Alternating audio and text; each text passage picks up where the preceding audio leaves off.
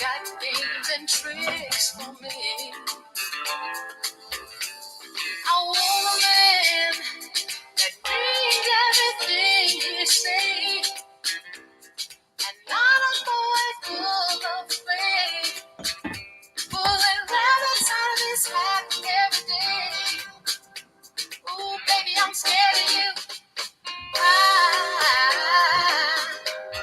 I don't believe in magic.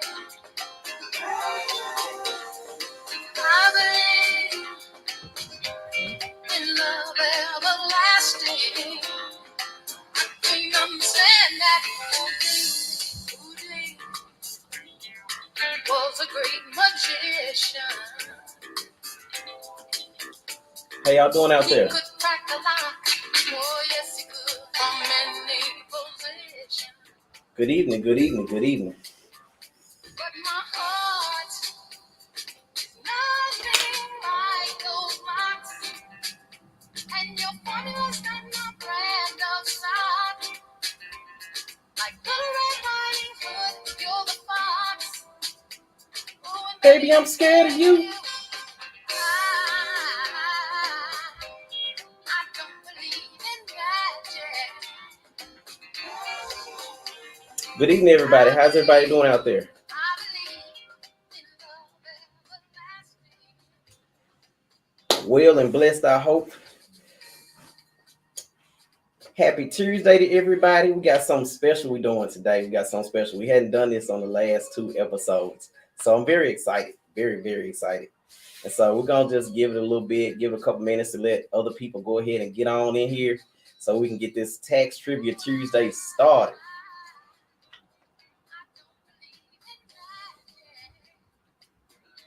Bump a little Womack.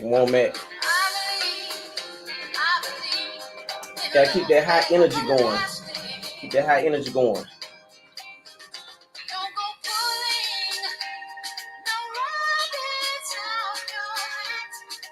All right.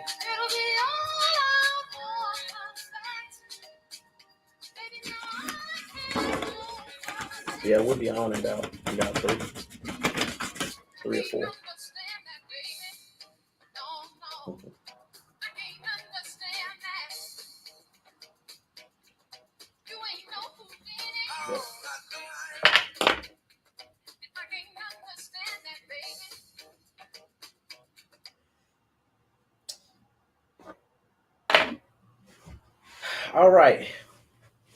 All right, we're going to go ahead and get ready to get started in just a second. It is almost 7:05.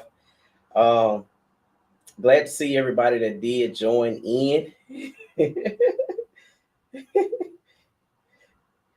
So I said that's a very interesting choice. Yeah, this is what came up next on the playlist. So, hey, we roll with it.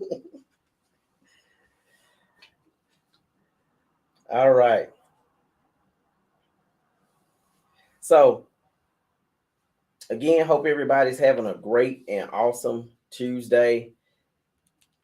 Last night was Halloween, so glad that everybody made it safely this evening, and we're ready to get this thing started. Last week we had a ball, and we started off with this week in taxes. We talked about some new tax changes, some things that are going to be implemented this upcoming tax season. And hey, what's up, Dominique? What's up? And we gave out some information about different things that's definitely going to impact the taxes for this upcoming season. And we also reminded everybody, if you are preparing taxes or looking to prepare taxes, definitely go ahead and get your PTIN number for the upcoming season. It is now available. And we did some talking about taxes. We did some joking, which we're gonna do tonight. We're gonna do tonight also because I like to keep it fun, and I know you all like to keep it fun. I've been getting a lot of inboxes and things just talking about the tax trivia, and just it's exciting, and a lot of people look forward to it. So we also look forward to bringing it to you all.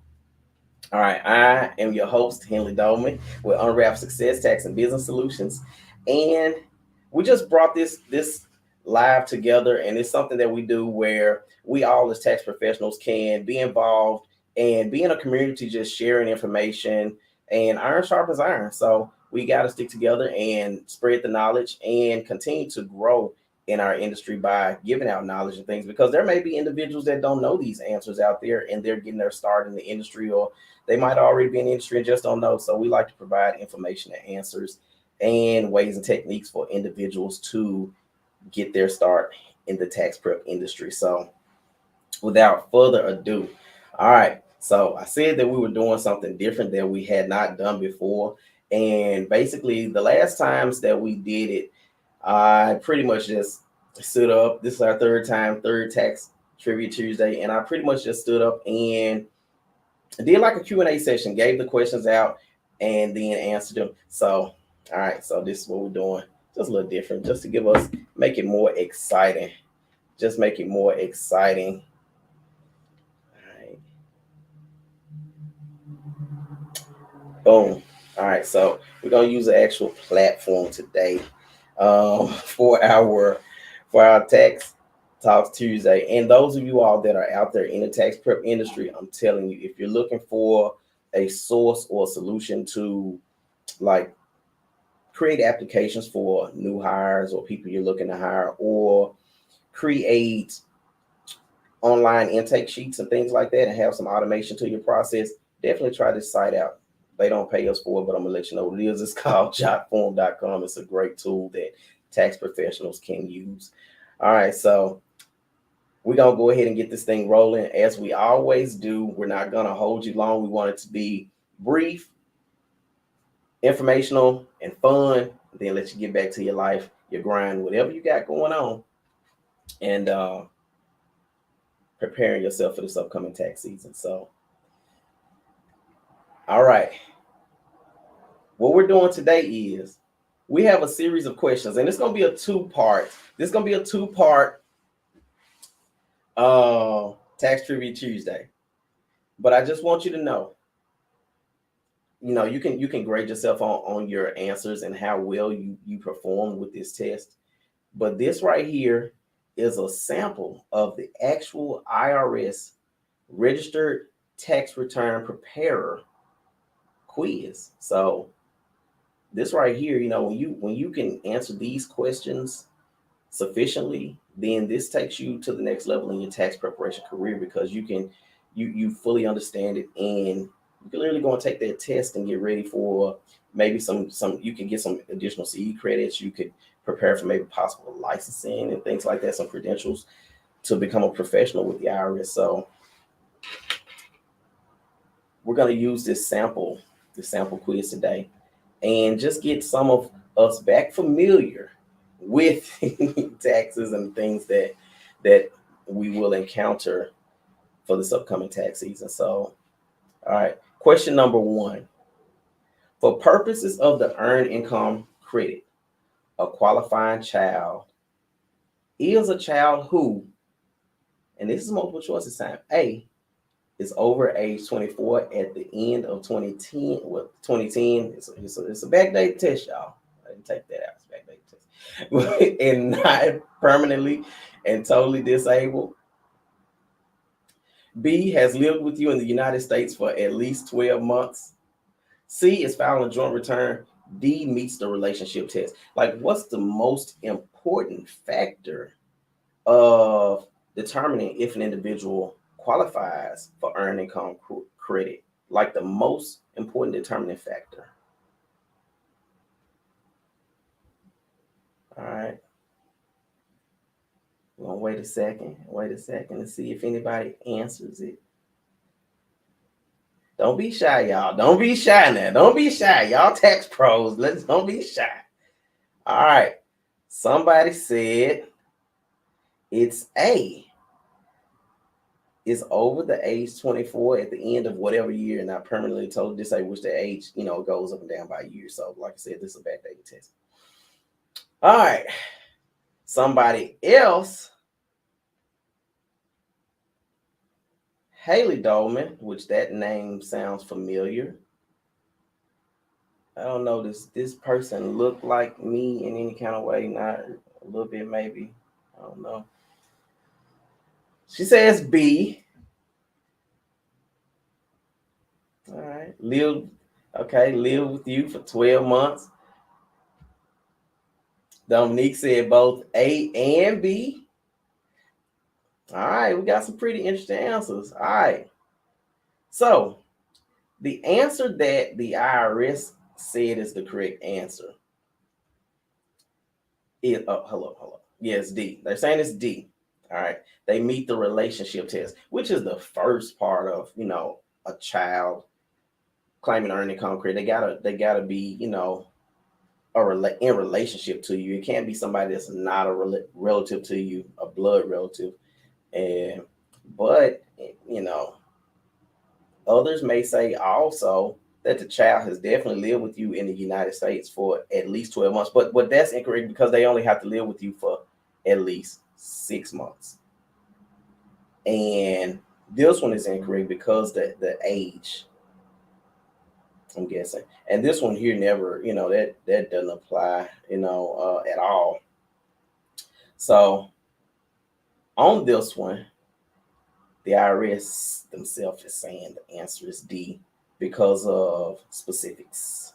Now I don't know why I had this issue earlier, but I thought it was gonna act right for us. Hold on. There we go. For some reason it's been shuffling questions, but we're gonna get through this. We're gonna get through this. All right. Now, number 2 is it says a taxpayer should itemize deductions if the taxpayer's total itemized deductions are, this for our tax pros out there, A, less than the taxpayer's interest income, B, more than the taxpayer's standard deduction, C, equal to the taxpayer's self-employment tax, or D, double the taxpayer's unemployment compensation. We're going to let that marinate for a second.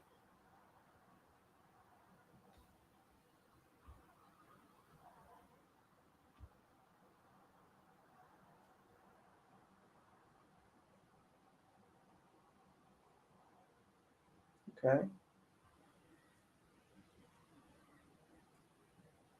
What y'all think it is? What do you think it is?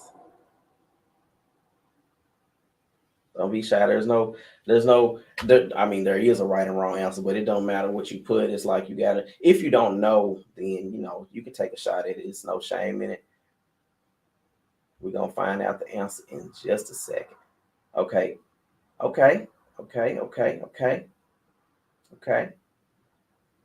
Someone said B. The question is, hold on. I'm sorry, y'all. There we go. I'm thinking y'all sitting here looking at the thing like I'm looking at it, and y'all are not. Now you can see the question. That's my apologies there, y'all. Okay. All right, can everybody see that pretty good?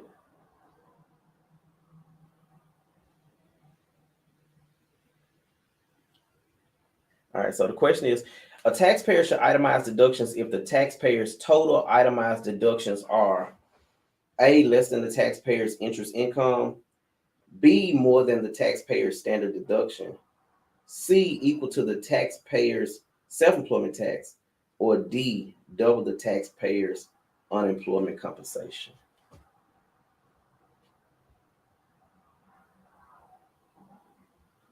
Okay.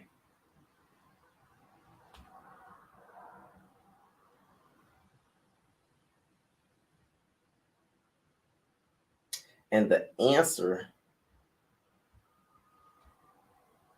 is going to be, Ben, I showed the wrong answer.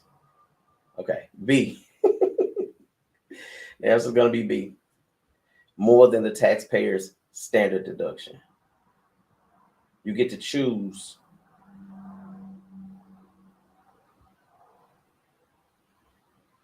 And for those of you all who are looking to take a tax class, a tax training, we have some coming up. Stay tuned. All right. Let's see. Number 3. Number 3, which of the following payments that I'm going to list are generally taxable? Would it be A, qualified disaster relief payments, B, VA benefits, C, unemployment compensation, or D, payments from government welfare fund based on need? Which one of these payments are taxed? If you ever had to get one of these and you look at your check like, what is this?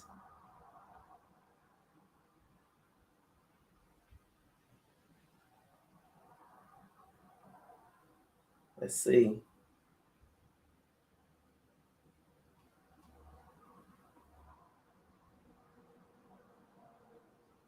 Anybody? Oh, let me get my mic closer too. There we go.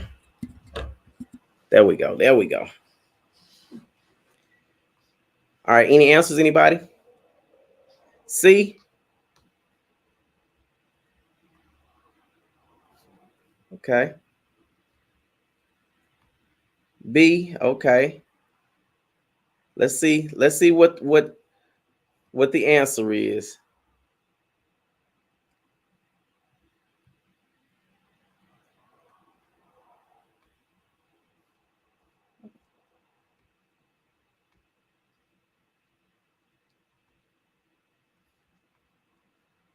This form is giving me some issues now.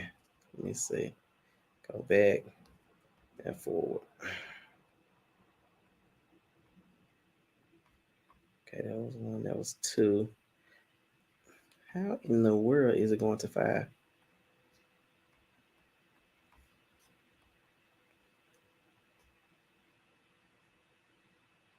All right.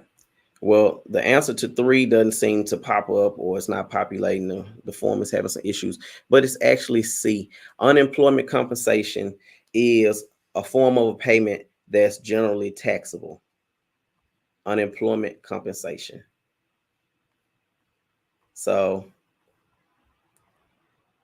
Tank Dog got it right. Okay. Now we're going to take let me see.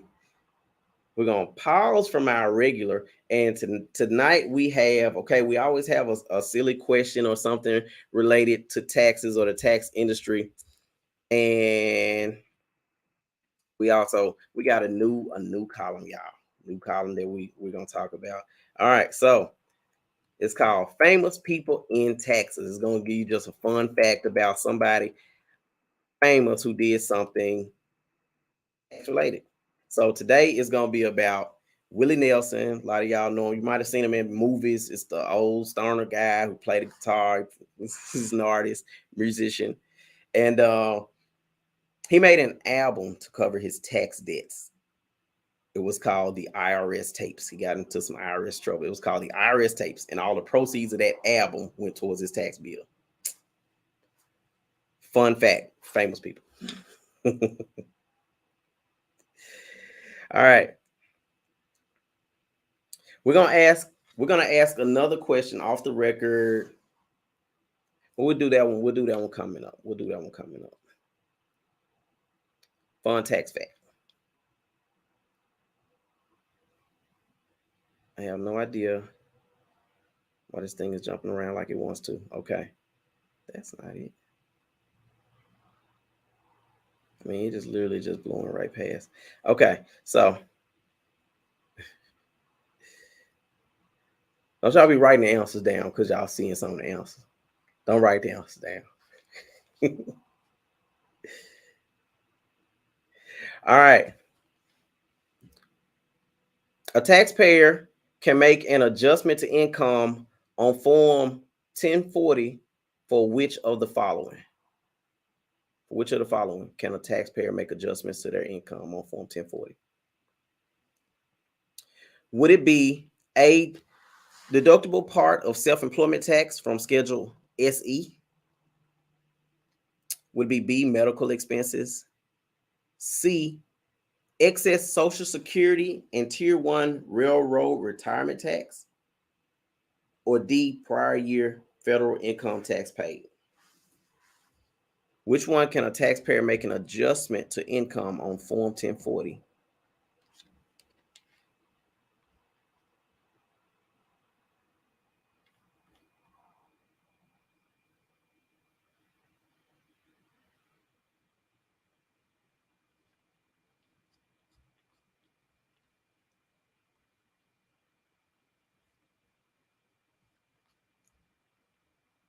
We'll give it a couple of seconds. It's okay to use Google Land. You can use Google Land. You can use Google to get the answers.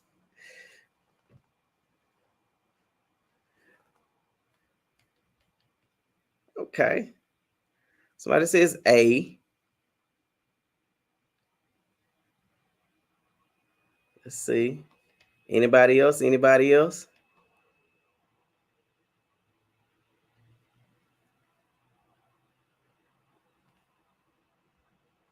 Let's see if it's going to show us the answer, if it's going to hop around again. Let's see. And no, it's not going to show us the answer. It is hopping around again or not functioning properly. Nope. I have no idea why it's doing it. So I'm going to tell you what the answer is. It's actually A. A is the deductible part of deductible part of self-employment tax from Schedule SE. That is where a taxpayer can make an adjustment to income on Form 1040. All right. Now, let me see. We're going to move forward. So Ms. Dolman got it correct. Congrats. All right, let's see. Now it wants to show us the answer.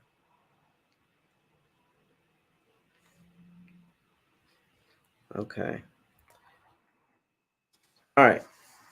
Very important for some people that get tips out there. And tip income, a lot of people, this is one of the reasons why you want to educate yourself on tax preparation, because there's so many people that are out there and you see them every day in walks of life and they don't even know that they can file a tax return.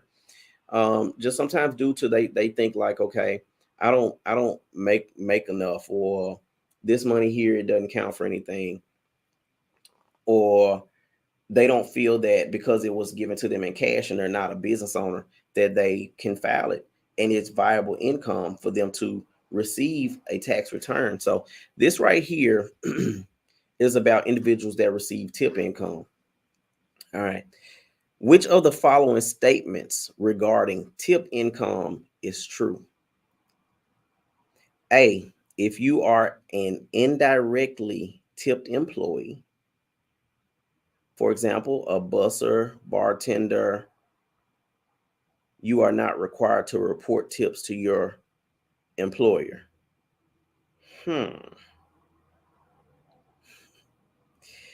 B, any tips you reported to your employer are to be included in the wages box 1, wages, tips, and other compensation on Form W-2.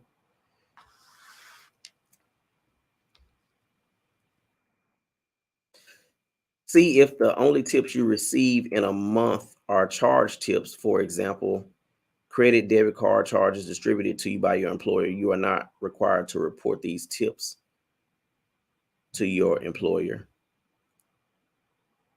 D, you must report the value of any non-cash tips, such as tickets and passes, to your employer.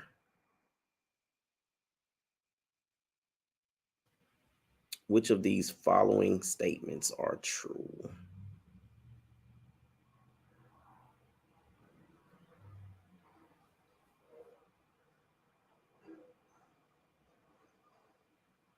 All right. Haley says B.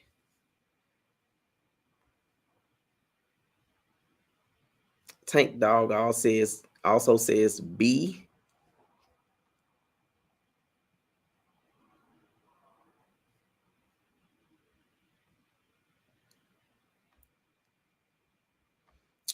B, in this case, would be the correct answer.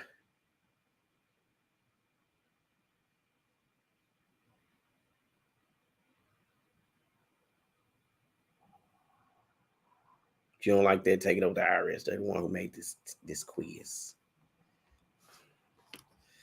Okay. Okay, so we're getting a little act right now. All right.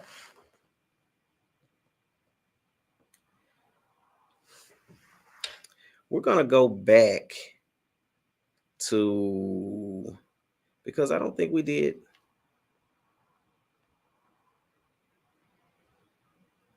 We didn't do 5, and it may have, let me see, it may have not act right because I didn't press, no.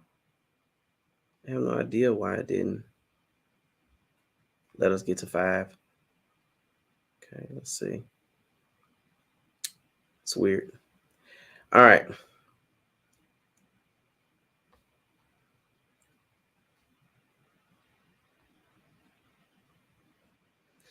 All right, so we have one more off the record question, and then we're going to do our last question in the tax trivia quiz, and then we will save the rest for next week because, like I said, we want to keep it brief, fun, exciting, and give out information and create the process in our minds to get ready to get back in the field and utilize and be ready to use these terms and everything that we have to do in this industry to provide the best service to our clients. All right, so I have a question, and then I got a fun fact. Question, then a fun fact. All right, what are the 2 terms used in the preparation of a tax return to reduce any client's tax bill? What are the 2 terms used in any or can be used on an individual's tax return that can reduce a client's or individual's tax bill? What are the 2 terms? This one's not multiple choice.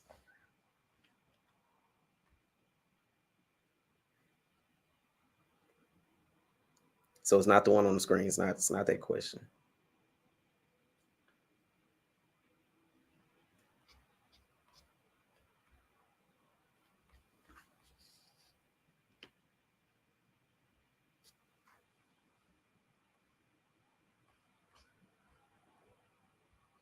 The 2 terms used to reduce any individual's tax bill from the amount owed would definitely be credits or deductions. Credits or deductions. That's the answer to that one. Again, this one wasn't on the, Haley says a Schedule C. You can use a Schedule C, but it still would be the deductions from the actual income earned that would take that gross amount that you made. If it was a high gross amount and you owed due to that gross amount, then itemizing what you actually spent in that business would definitely reduce tax debt and liability. So it would definitely be, that's a good one though. That's a good answer, but it would definitely be credits or deductions. Credits and deductions. Those are the 2, credits and deductions. All right. Fun IRS fact. Is anybody out there ready for a fun fact? Crazy fun fact. Yes, no, what? No fun fact? Yes, fun fact. We're going to do a fun fact. We're not going to do a fun fact. I think we're going to do a fun fact. All right. All right. So crazy fun fact. So every year when everybody around you that you know are receiving tax refunds,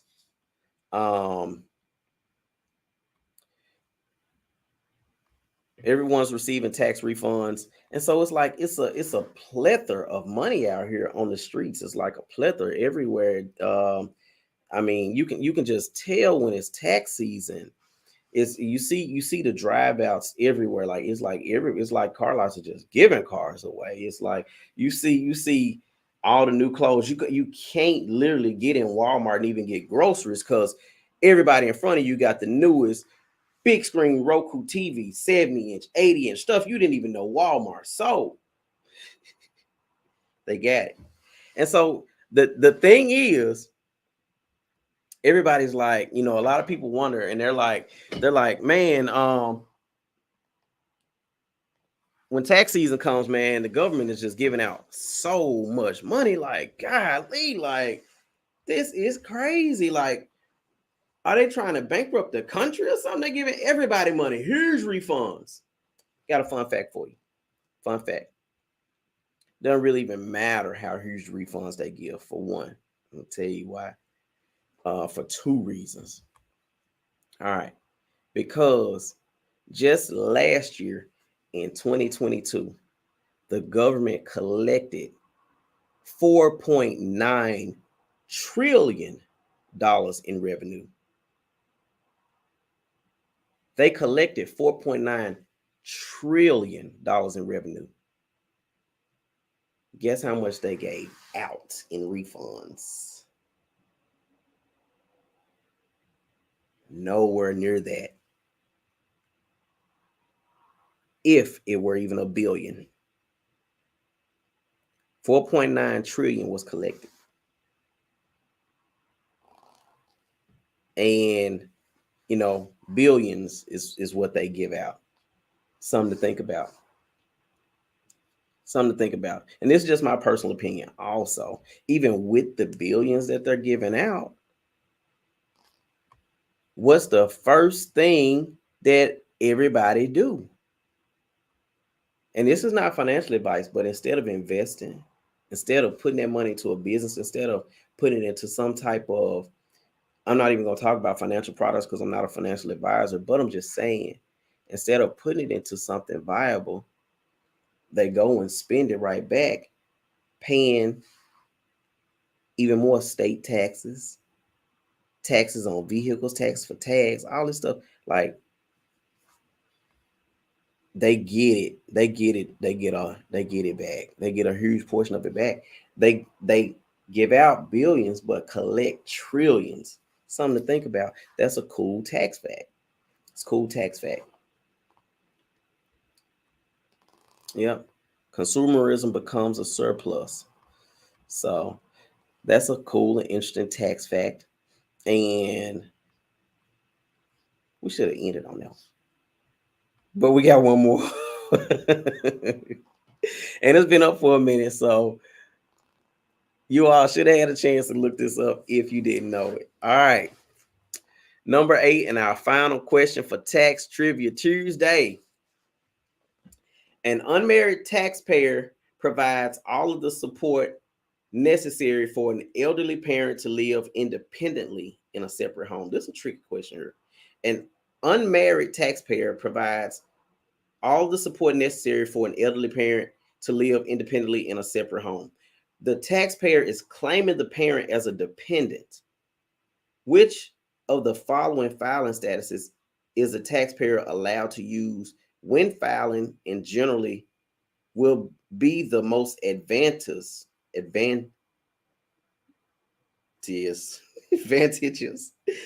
for the taxpayer to use? All right.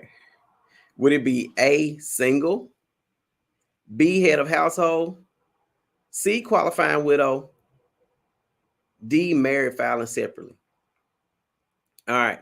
So it's kind of a tricky question, but I'm gonna add a sub thought to this question. All right. So this question is talking about an unmarried taxpayer and then claiming a dependent. So let's just shift gears for a second and say, all right, so the same unmarried taxpayer or any unmarried taxpayer is coming in and they're looking to file any type of a dependent. Which filing status would give that taxpayer the most advantage? All right.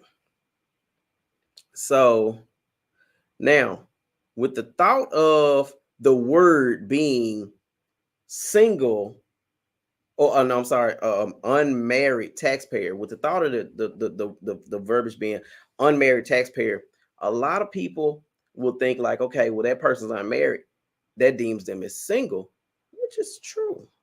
They are single, but they're filing a dependent. And let's just say this dependent is a dependent that lives in the home, not an elderly person who lives in an independent home. Then it will be because filing a dependent will require taking care of the household, head of household. If you're taking care of a dependent, now in this case, we're still going to reference the question. In this case, it's saying an elderly parent that is living independently, but they're filing that elderly parent as a dependent. But we're switching gears also to help the understanding also of another situation, because it's the same answer. If it's a single individual, meaning that they're not married, and they're filing a dependent that lives in the household, what would the answer be? So the answer, the anonymous Facebook user, whoever you are out there, got and some others, Haley and some others got it, is it would be B, head of household. So, okay. So we are definitely moving along, and there are those of us out there that have some really good tax knowledge, and for basic tax prep, we'll say that. And we're sharpening each other and moving towards this upcoming season and growing together. So we appreciate you all for checking out. Oh, this was we'll skip that question. Now 5 wants to pop up. We'll use that next week.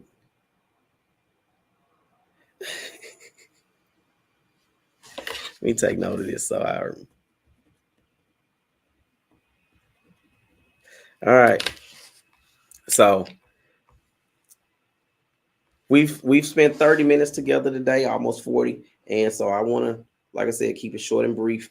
And I want to thank everyone that tuned in tonight for playing tax trivia Tuesdays with us at Unwrap Success. Remember again to join us next Tuesday, 7 p.m. Remember to bring a friend. Remember to like, share, and like and share our Facebook page, whether it be my Henley Dolman Jr. page, whether it be our Unwrap Success 1040 Solutions page. Like them both. Share them both. Subscribe to our YouTube channel. Check us out again for more fun, events, tax business information, and all sorts of things that we have coming up in the future. We hope that you have a blessed and wonderful evening, and till we meet again. Thank you.